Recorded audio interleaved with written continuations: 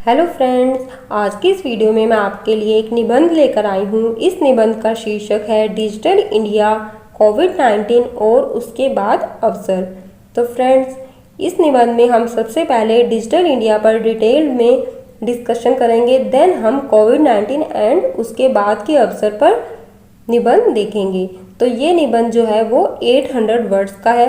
अगर आपको 500 या फिर 400 वर्ड्स का चाहिए तो आप इसकी वर्डिंग को शॉर्ट कर सकते हैं, या फिर अगर आप चाहें तो डिजिटल इंडिया के जो मैंने हेडिंग्स बताए हैं उनमें आप 1 या 2 हेडिंग कम कर सकते हैं, तो आपका निबंध जो है वो शॉर्ट हो जाएगा।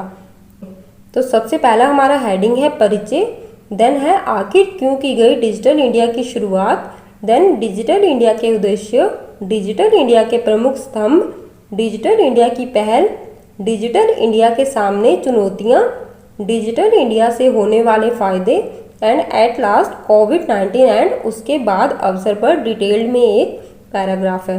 तो चलिए स्टार्ट करते हैं। परिचय। डिजिटल इंडिया भारत सरकार द्वारा लॉन्च किया गया एक डिजिटल प्रोग्राम है जो हमारे देश के प्रधानमंत्री श्री नरेंद्र मोदी जी के द्वारा 1 जुलाई 2015 को उत्तराखंड राज्य में लॉन्च किया गया था। स्वतंत्रता के पश्चात भारत विज्ञान एवं प्रौद्योगिकी के क्षेत्र में निरंतर विकास कर रहा है। डिजिटल इंडिया इसी विकास क्रम का एक महत्वपूर्ण पहलू है। आखिर क्यों की गई डिजिटल इंडिया की शुरुआत? भारत को एक संपूर्ण डिजिटल देश बनाने हेतु ही डिजिटल इंडिया आत्मनिर्भर अभियान की शुरुआत की गई।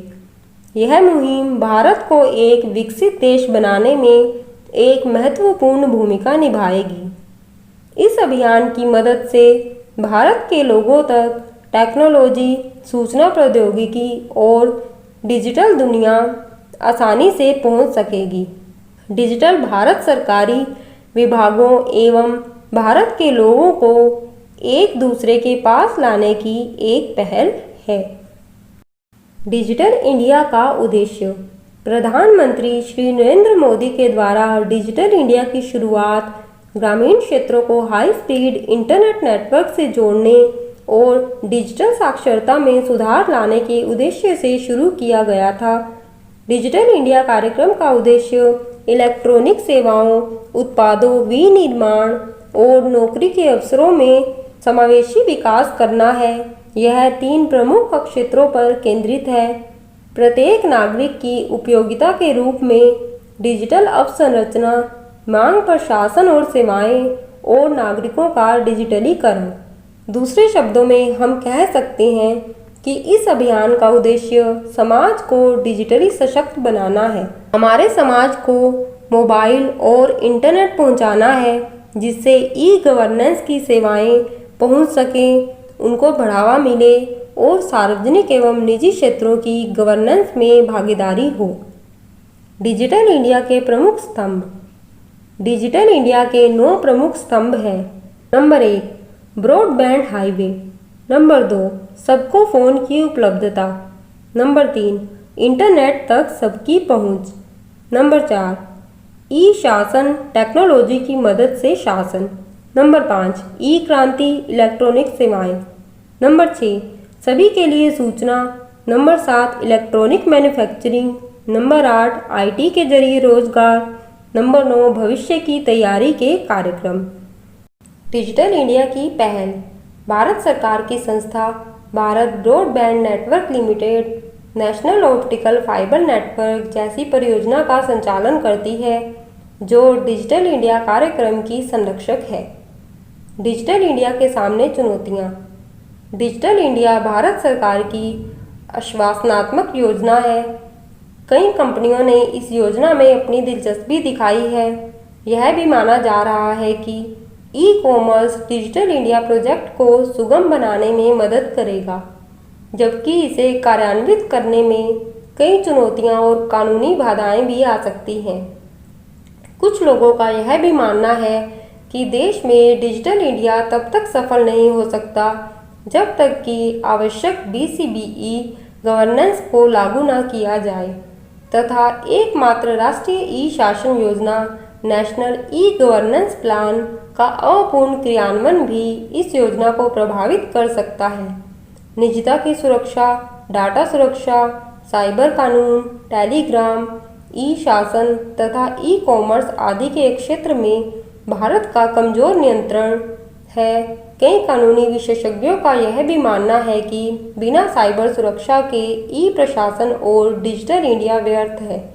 भारत में राष्ट्रीय साइबर सुरक्षा योजना 2013 भी ठीक से क्रियान्वित नहीं हो पा रही है। इस प्रकार की परिस्थितियों में महत्वपूर्ण आधारभूत सुरक्षा का प्रबंधन करना भारत सरकार के लिए कठिन कार्य होगा तथा इस प्रोजेक्ट में उचित ई कचरा प्रबंधन के प्रावधान की भी कमी है। डिजिटल इंडिया के क्या होंगे फायदे? नंबर 1, अब कागजी काम एकदम से बंद हो जाएगा। जमीन मकान की रजिस्ट्री हर जगह कंप्यूटर होगा। नंबर 2, अस्पतालों में ऑनलाइन अपॉइंटमेंट मिलेगा। नंबर 3, हॉस्पिटल के कंप्यूटर में हर ओपीडी की जानकारी मौजूद होगी। नंबर 4, ई बस्ता, ई लॉकर जैसी सुविधा होंगी जिसमें हमेशा के लिए आपका डाटा सुरक्षित होगा। नंबर 5, इस प्रोग्राम के तहत छात्रों को सरकारी छात्रवृत्ति मिलेगी। नंबर 6, BSNL अब टेलीफोन एक्सचेंज की जगह नेक्स्ट जनरेशन नेटवर्क का प्रयोग करेगी। नंबर 7, इस प्रोग्राम के तहत हर बस टैक्सी में CCTV कैमरे लगेंगे। नंबर 8, देश में BPO और कॉल सेंटरों की संख्या बढ़ेगी तो नौकरी भी बढ़ेगी। नंबर 9, ग्रामीण इलाकों में भी कंप्यूटर अनिवार्य हो जाएंगे। नंबर 10, 2.5 लाख गांवों में ब्रॉडबैंड और यूनिवर्सल फ़ोन कनेक्टिविटी की सुविधा दी जाएगी। Number 11, railway station, police station, अस्पताल में हर जगह डाटा अपडेट होंगे और CCTV फुटेज लगेंगे।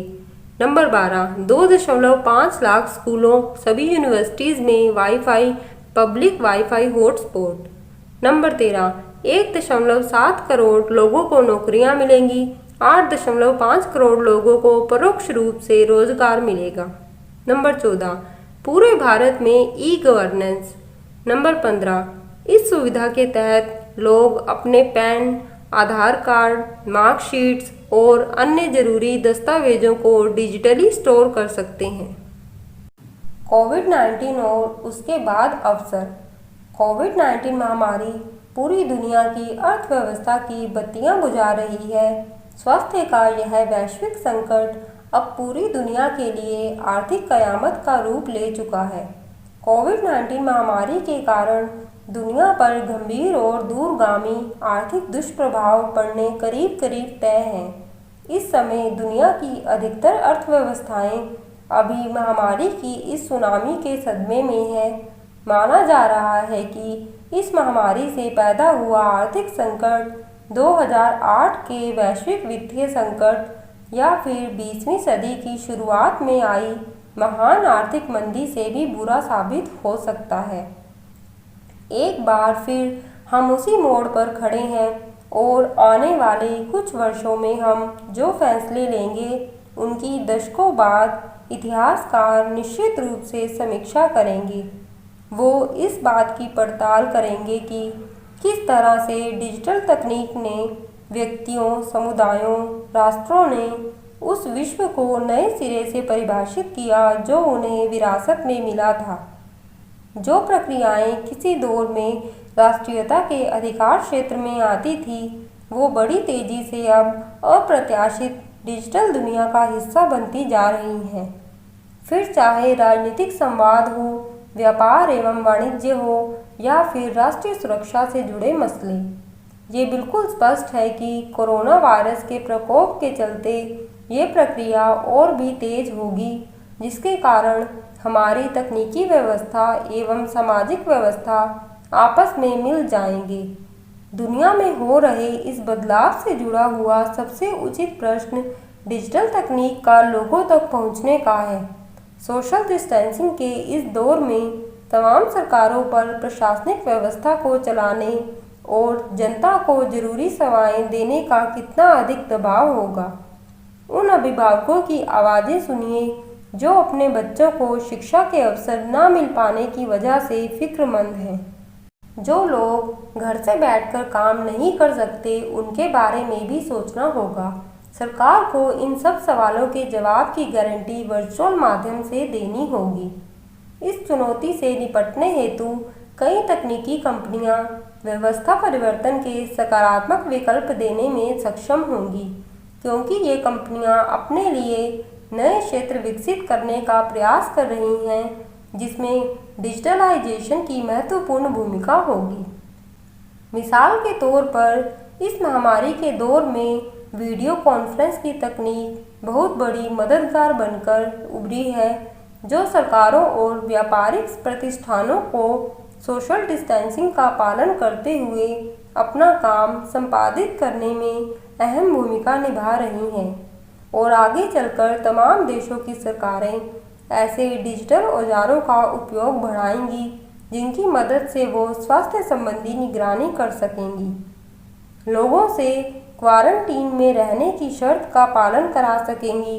इन परिस्थितियों में तकनीक का इस्तेमाल करने वाले की निजता, उसके अधिकारों और डेटा संरक्षण को लेकर होने वाली परिचर्चाएं और अवधारणाएं आने वाले वर्षों में काफ़ी कुछ बदल चुकी होंगी।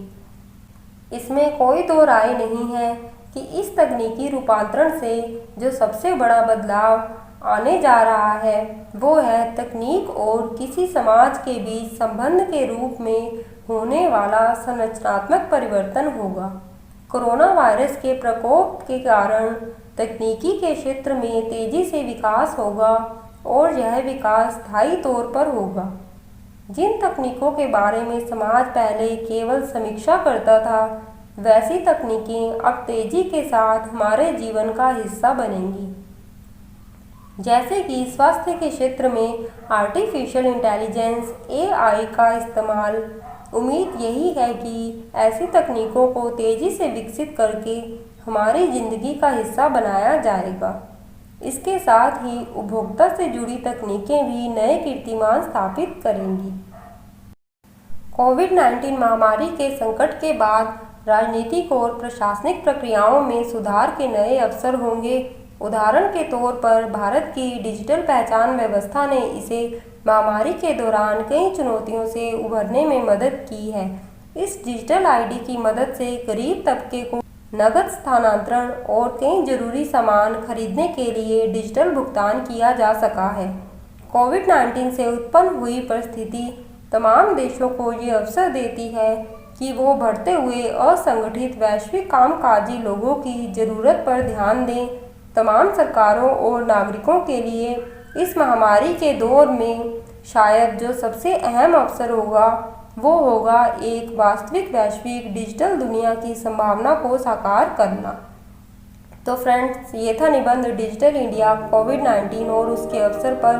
तो फ्रेंड्स, अगर आपको ये निबंध अच्छा लगा तो प्लीज़ कमेंट बॉक्स में जय हिंद जरूर लिखिएगा। वीडियो देखने के लिए बहुत बहुत धन्यवाद। जय हिंद, जय भारत।